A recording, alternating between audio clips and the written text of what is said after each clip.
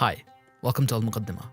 In this video, we're going to discuss the Sana manuscripts and their insight into the early history of the Quran.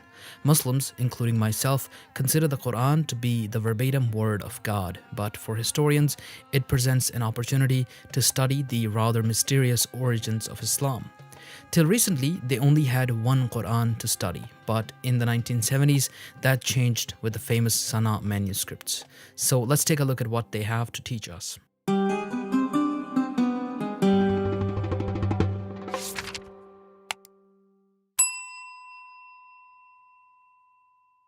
This video is brought to you by, well, you guys. Thanks to my patrons for supporting the channel and making these videos possible. Al-Muqaddimah is funded only by Patreon, and as you can see, the videos take a long time to research, edit, and produce. And it's only because of my patrons that I am able to put this kind of time into these videos and keep them free from any kind of paywall. So if you want to pledge $1 or more to support the channel, you can head over to my Patreon. Link is in the description. You can also become a member right here on YouTube. There's some cool stuff that comes with it. Back to the video. In 1972, during a restoration project of the Great Mosque of Sana'a, the laborers came across a large number of parchment documents in the attic of the mosque. They didn't realize what they had stumbled across and packed up the nearly 12,000 parchment documents in some 20 potato sacks and put them aside. It's possible that they would have been forgotten if it wasn't for a man named Qadi Ismail al-Aqfa, who was then president of the Yemeni Antiquities Authority. He realized the potential of this find and got involved. In 1979, he was able to get a visiting German scholar interested in the project of examining and preserving the fragments.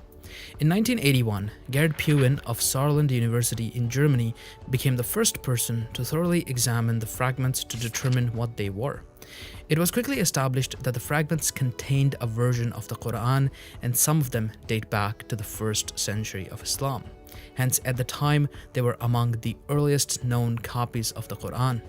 A few years later, Puin's colleague von Bothmer took some 35,000 microfilm pictures of the fragments, which are currently being used to study the manuscripts.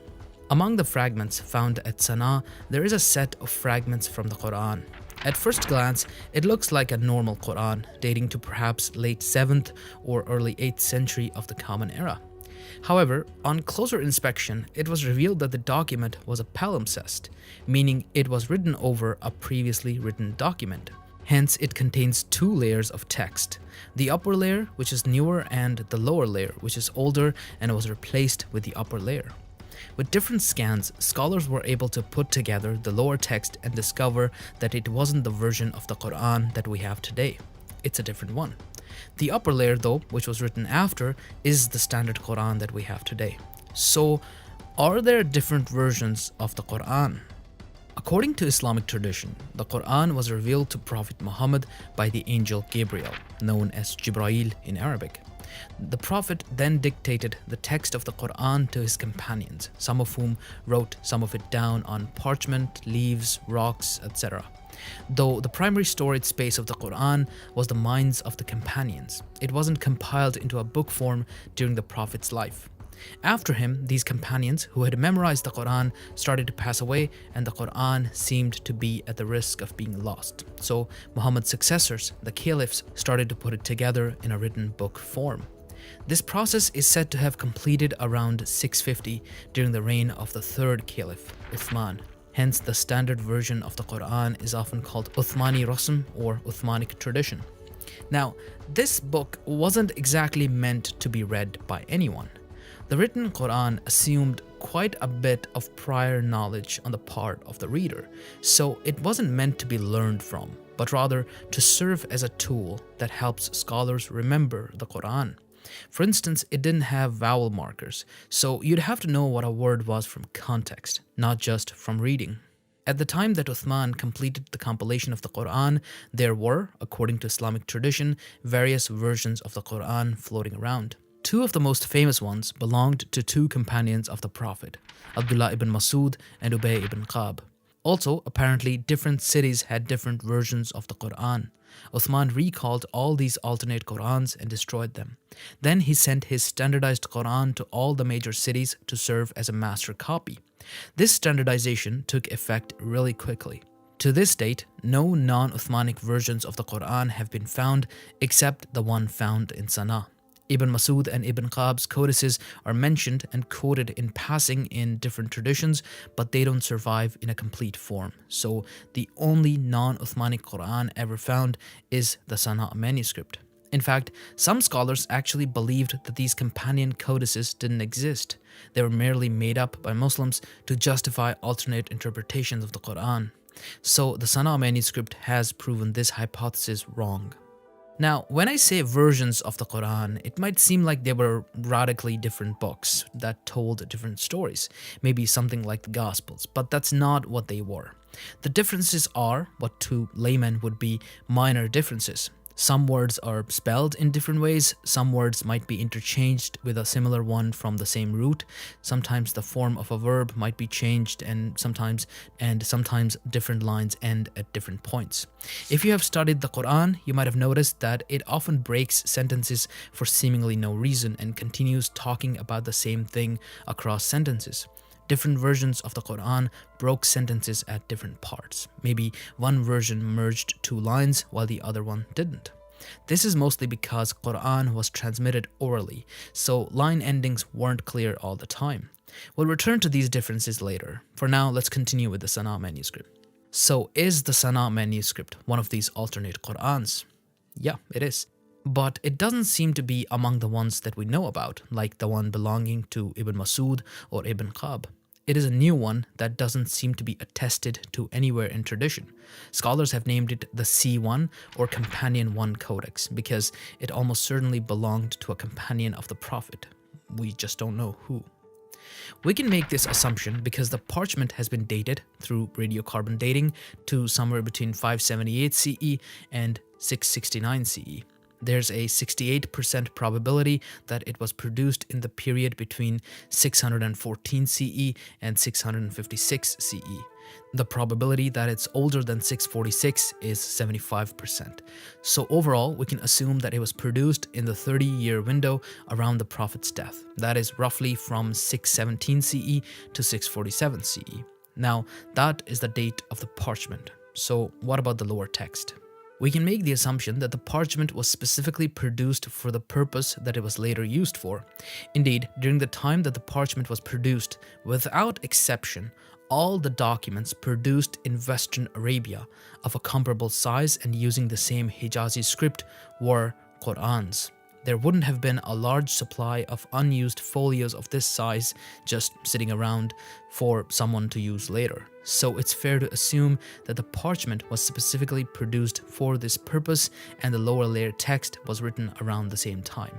Now, to recap, someone wrote an alternate version of the Quran on pieces of parchment sometime between 617 and 647. Then, sometime after that, someone wrote over the old text with the standardized version of the Quran. It's possible that they erased the old version. It's also possible, though less likely, that the old version just faded away after a few decades and was replaced by the new text. Now, different cities of the Islamic world developed different styles of writing the Quran. These differences include spelling, spaces, script variations, etc. These are used by scholars to get an estimate of where a copy of the Quran might have been written. Using this method, it seems that the upper text of the manuscript was written probably in Mecca or Medina or somewhere in Yemen. It was certainly not written in Damascus, Kufa, or Basra. The lower text is certainly from Mecca or Medina because it uses an old Hijazi script. So why were there alternate versions of the Quran in the first place? This comes down to dictation. Most scholars do not believe that these versions were supposed to tell different stories of the Quran or that these differences were deliberate. Rather, these errors occurred due to problems with dictation and copying. Before printing, books were copied by hand, and due to human nature, small mistakes were made here and there, which might even accumulate over time, creating almost something like branches. There was certainly an original Quran that existed during the Prophet's time, in memory with some parts written down here and there. Then this largely oral Quran was written down by various people, creating the alternate codices of Ibn Masud, Ibn Qab, and C1. There is some disagreement over whether the Uthmanic Quran, the standard version today, comes directly from the original Quran or whether it comes from one or many of these codices. Is it a descendant of the original Quran, or is it a hybrid of the various descendants of the original Quran? To determine this, scholars have analyzed the different codices available to us and determined the types of changes that exist between them. Let's take a look at them now. First, there are changes in minor elements. Minor elements refer to the most common elements of a language. In English, these would be terms such as off, on, at, etc. These are the least memorable terms, and we usually construct them from our understanding of the rules of grammar rather than saving them in memory. There are 35 omissions and substitutions of minor elements in C1 when compared to the Uthmanic Quran, which makes a very small portion of the text. The most variable elements are wa and fa, which in most cases don't change the meaning of the sentence. Then we have major elements. Major elements refer to stuff that isn't common. For instance, proper nouns, verbs, etc. There are 25 cases of major substitutions in C1, and of them, 18 are with similar sounding words, so they can largely be explained as human error. It is far more likely that a word would be omitted or substituted than added, meaning we're more likely to leave out a word or replace it with another word when talking from memory. We're far less likely to add a new word from scratch. So if there's a new word added somewhere in C1, it is considered a more serious change than when one is omitted. Minor omissions and substitutions are usually not required to be explained. They occur as a result of the natural part of the process of copying. It is major substitutions and omissions that usually reveal information about the text. The Quran is highly self-similar. Verses are repeated across the Quran with similar wording, and so it's easy for a scribe to mistake them. If a major addition can be found somewhere else in the Quran in a similar verse, then it is generally considered to have been an assimilation of a parallel verse. If, however, a major addition cannot be explained by another similar verse in the Quran, then the matter changes. One has to ask where the scribe got this term. Let's say there's a verse in all the codices of the Quran, but C1 and Ibn Masud's codex have an additional term in it, which the Uthmanic Quran doesn't. At that point, it's easier to assume that the scribe of Uthman just failed to note it down than it is to assume that both the scribes of C1 and Ibn Masud added the same term. In that case, C1 and Ibn Masud would be closer to the original source than Uthman would be. Now, in reality, this is a rare example. The Uthmanic Quran has overall 26 additions, while C1 has only 14. Almost all major additions of C1 can be explained as assimilation of a parallel verse, so in most cases, the Uthmanic Quran has additions that cannot be explained. So it's fair to assume that it is closer to the original Quran than either C1 or Ibn Masud. Keep in mind that we don't actually have the complete version of Ibn Masud's codex or even C1. To compare the three, scholars have to study a portion of the Quran that we do have from all three codices. So the data is very limited, and whatever conclusions scholars have reached now can change with new data. If you want to look at such examples of variations between C1 and the Uthmanic Quran, I'd recommend looking at the Codex of a Companion of the Prophet and the Quran of the Prophet by Behnam Siddiqui and Uwe Bergman. The appendices have many examples and explanations for additions and substitutions across both Qurans. The same paper says the following. In any case, textual criticism suggests that the standard version is the most faithful representation among the known codices of the Quran as recited by the Prophet. This appears at first as a curious coincidence, but on second thought, it is not surprising. If anybody had the resources to ensure that a reliable version be chosen, it would have been the Caliph. And if anybody had more to lose by botching up the task, again, that would have been Uthman, whose political legacy and efficacy as Caliph depended completely on the goodwill of fellow distinguished associates of the Prophet.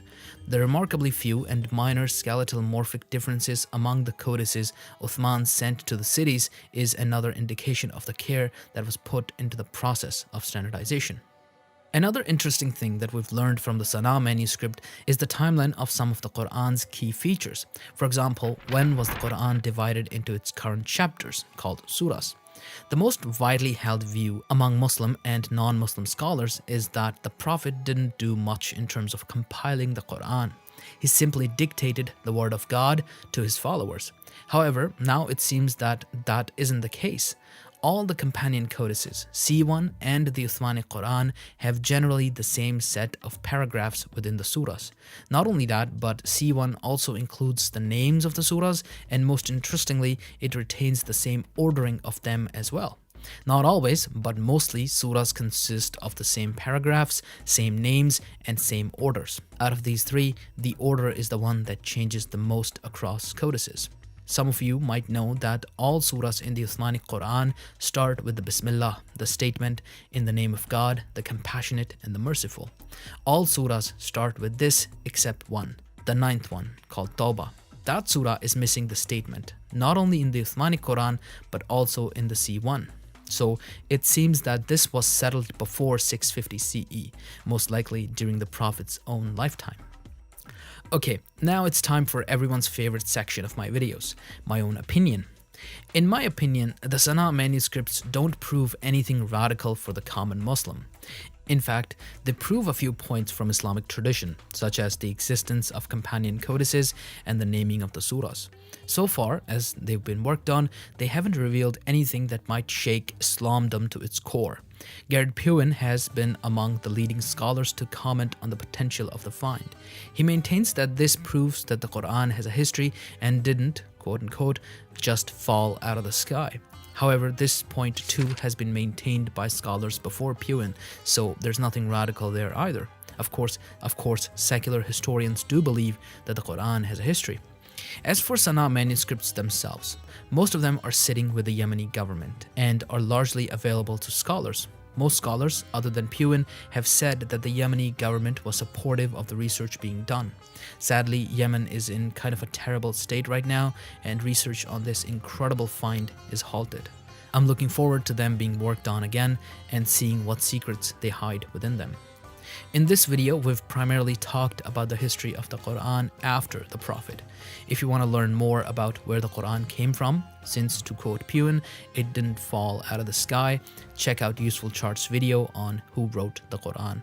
Links in the description and at the end screen. See you next time. Don't forget to subscribe and press the bell icon. On screen right now, you can see the names and tiers of the patrons. You can join them by pledging $1 or more to support the channel. Thank you for watching.